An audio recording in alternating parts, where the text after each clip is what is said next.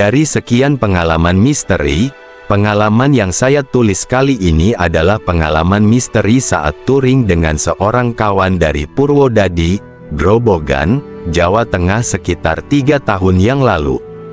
Selepas kami dari Ciamis, Jawa Barat, baliknya aku ikut mampir ke rumah kawan di Purwodadi untuk istirahat sehari sebelum balik ke Tuban, Jawa Timur.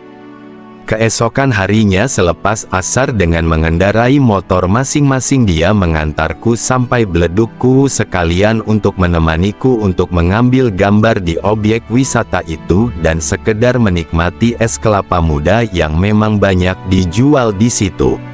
Keasikan melihat objek wisata bumi yang sedang batuk itu hingga tidak terasa hari sudah menjelang maghrib. Baru selepas maghrib saya memulai perjalanan pulang ke Tuban, yang mungkin membutuhkan 3 atau 4 jam perjalanan. Maklum jalan alternatif Cepu Semarang ini rusak parah waktu itu. Sebenarnya saya sudah merasa ada yang lain saat akan memulai perjalanan pulang ini. Sejak saya meluncur dari Beledukku, saat motor yang saya kendarai memasuki kawasan Kecamatan Kradenan, Grobogan, tiba-tiba ban bocor. Untungnya masih ada satu tukang tembel dekat kantor kecamatan masih buka. Setelah itu ketika memasuki Kecamatan Gabus tiba-tiba lampu depan mati, terpaksa saya berhenti di Pasar Sulur Sari untuk memperbaikinya. Beberapa saat setelah lampu kembali normal saya lanjutkan perjalanan. Sekitar 1 jam saya baru masuk Randu Blatung, Blora, Jawa Tengah. Sekitar 1 jam kemudian melintasi area hutan jati barulah saya sampai ke wilayah Klopo Dhuwur, Blora yang terkenal dengan wong saminnya itu. Kurang dari 3 menit kemudian saya sudah memasuki pusat Kabupaten Blora dan langsung mengambil jurusan Bojonegoro. Lepas dari Batalion 410 Blora sekitar 500 meter tiba-tiba tanpa sebab mesin motor mati. Sebelumnya ini belum pernah terjadi di samping masih tergolong motor yang baru saat itu. Sebelum berangkat touring saya selalu mempersiapkan motor sesempurna mungkin. Sedikit jengkel, saya tepikan motor ke tepi jalan dan memang jalanan saat itu masih ramai dari arah Blora menuju Bojonegoro, Jawa Timur. Belum sempat menyandarkan standar saya dikejutkan oleh suara yang tiba-tiba oleh wanita tua, dari mana datangnya saya tidak jelas. "Mas, boleh saya minta tolong?"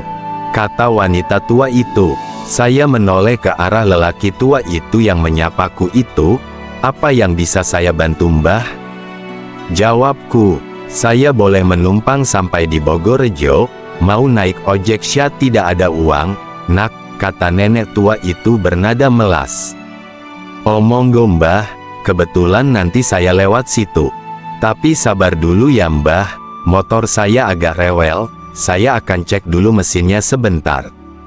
Saya sama sekali tidak memperhatikan lagi wanita tua itu. Saya terus konsentrasi dengan motorku.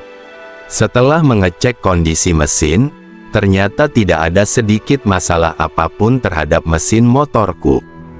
Begitu mesin motor saya starter langsung menyala, saya segera melanjutkan perjalanan yang sebelumnya mempersilahkan wanita tua itu segera naik ke motor.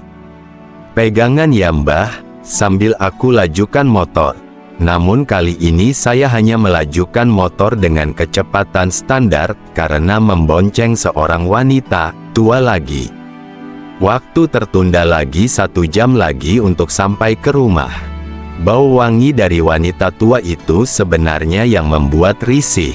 Sebab bau wanginya tidak seperti wewangian pada umumnya, saya rasa wewangian itu aneh. Dalam pikir saya, nenek ini gaul juga. Ya masak punya parfum tapi tidak punya uang untuk ojek.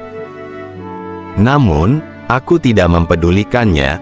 Saya anggap bau wangi seperti ini sama dengan wangian wanita yang ada di kampung saya juga. Umumnya pada helatan hajatan kebiasaan mereka memakai wangian, namun ya itu tadi menyengat. Dalam perjalanan tidak banyak yang saya bicara dengan nenek itu, sebatas mengingatkan untuk pegangan saja. Di samping itu saya harus berkonsentrasi mengemudikan motor.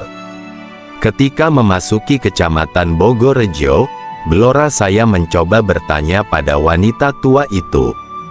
Tetapi sama sekali tak ada jawaban dari wanita itu. Tidak dengan barangkali pikirku, karena waktu saya tanya sama dia kondisi motor sedang berjalan.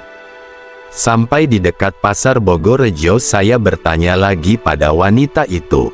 Namun tetap tak ada jawaban. Saya tepikan motor di dekat simpang tak jauh dari pasar dengan tujuan hendak bertanya kembali pada wanita itu. Namun saat saya menoleh ke belakang saya sangat terkejut. Wanita yang saya bonceng raib entah kemana perginya. Sekedar informasi, jalan alternatif dari Blora menuju Kenduruan, Tuban, Jawa Timur ini adalah jalan sempit dan sebagian besar melewati areal hutan jati perhutani. Karena sudah merasa terlambat dan semakin beranjak malam, saya berusaha tidak peduli apa yang barusan terjadi sekalipun dalam hatiku penuh tanda tanya. Karena jalanan bergelombang saya tidak bisa memacu motor lumayan kencang meskipun jalanan lenggang. Lepas dari Bogorejo ini saya memperlambat motor karena di kejauhan tampak banyak lampu seperti ada orang tontonan orang sedang punya hajatan. Ternyata bukan. Setelah saya berhenti di situ, keramaian itu seperti pasar malam, tapi tidak ada komedi puter di situ. Seperti pasar malam pada umumnya, banyak sekali orang keluar masuk tempat tersebut, selain menikmati makanan dan banyak juga mereka yang coba membeli pakaian. Karena semenjak tadi masih di atas motor segera saya tepikan dan bergegas memasuki pasar tersebut yang boleh dibilang ramai meski malam sudah mulai beranjak tua. Karena tujuan masuk ke pasar malam ini adalah untuk mengisi perut, setelah mencari ke sana kemari, tak jauh dari tempatku berdiri ada satu warung bakso. Saya pikir bakso paling tepat karena panas dan lumayan mengurangi rasa dingin juga. Sambil menunggu bakso yang saya pesan disajikan, saya menyalakan sebatang rokok. Namun saya merasa ada yang aneh ketika memperhatikan orang-orang di sekitar pasar malam itu. Dalam hatiku bergumam, aneh sekali pandangan mereka kosong semuanya. Banyak suara riuh rendah tetapi mulut mereka tidak ada yang berbicara. Lalu itu suara dari mana?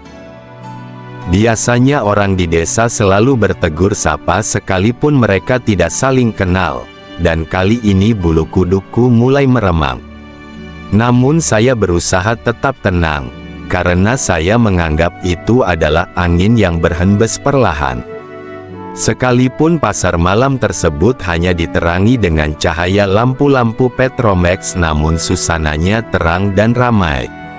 Untuk menghilangkan rasa jenuh dan bosan saya mengeluarkan handphone lalu mencoba SMS ke orang rumah sambil melihat jam yang sudah menunjukkan pukul 23.58 WIB. Saya tidak menyadari kalau saat itu sedang atau barangkali berada dalam dimensi lain. Kemudian saya masukkan lagi handphone dan melepaskan lagi pandangan ke arah balik saya duduk. Saya mendapati pasar malam yang mulai sepi. Bahkan hampir separuh wilayah pasar malam yang tadi saya lihat tinggal sebagian saja. Sama sekali masih belum menyadari apa yang saya alami. Saya menganggap kalau sebagian orang sudah membereskan dagangannya karena sudah larut malam. Saya masih tetap santai kembali. Saya melihat ke arah warung tempatku memesan bakso. Penjual bakso itu tampak sibuk karena melayani orang yang lebih dulu dariku. Lalu saya melepaskan pandanganku ke arah samping, ternyata sudah gelap tinggal beberapa penjual saja. Kembali saya dibuat heran, waktunya begitu cepat. Seharusnya orang beres-beres makanan waktu minimal setengah jam, akan tetapi ini hanya terjadi beberapa detik saja. Sungguh-sungguh aneh. Lalu saya lihat ke arah warung bakso tempat saya pesan tadi. Ternyata masih juga sibuk dengan pembeli yang lain. Ketika saya menoleh kembali ke samping kanan, ternyata sudah gelap. Dan begitu kembali menoleh ke arah penjual bakso yang ada di depanku, ternyata sudah gelap. Seketika saya terperanjat kaget, sementara sinar bulan saja yang tampak tetap terang. "Kemana penjual-penjual tadi?" gumamku. Dengan cahaya bulan perlahan-lahan saya memperhatikan sekeliling. Saya lebih terkejut lagi ketika melihat batu nisan di tempat saya duduk. Dan yang lebih terperanjat lagi, tempat yang saya duduki yang sebelumnya adalah terlihat bangku, ternyata adalah kijingan makam. Saya bergegas meninggalkan tempat ini dan langsung menyalakan mesin motor. Sebisa mungkin saya berusaha tenang mengemudikan motor menuju Kenduruan. Sambil tentu saja dada terus bergemuruh. Dek, dot dek, dot dek.